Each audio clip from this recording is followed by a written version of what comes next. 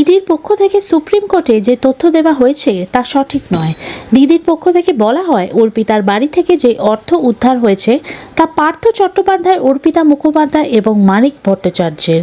পার্থ চট্টোপাধ্যায়ের আইনজীবী মুকুল রোহতগি বলেন এটা মিথ্যে। মানিক ভট্টাচার্য বলেন এই মন্তব্য দুর্ভাগ্যজনক। মুকুলবাবু এসব কিছু বলেননি। এক অংশের সংবাদ মাধ্যম এই কথা বলেছেন। কোর্টে আজকে পার্থ চট্টোপাধ্যায় জামিনের আবেদনের শুনানি চলছে।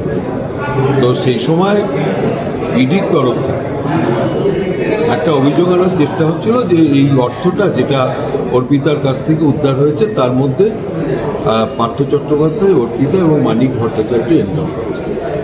কিন্তু সঙ্গে সঙ্গে পার্থ চট্টোপাধ্যায়, যিনি ওখানে ছিলেন সিনিয়র অ্যাডভোকেট মুকুল রোহতগি, তিনি সঙ্গে সঙ্গে প্রতিবাদ করে বলেছেন যে Manik Bhattacharya is also my client এবং there was never no nexus between this three, এবং এটা 2.5 বছরে কোনোদিন এই কথাটা আসেনি, প্রশ্ন। সুতরাং এই ভেগ একটা কথা এখানে বলবেন।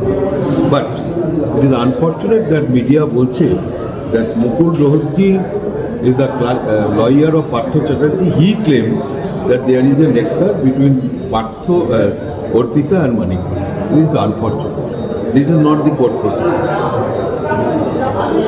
ঠিক আছে, থ্যাংক ইউ।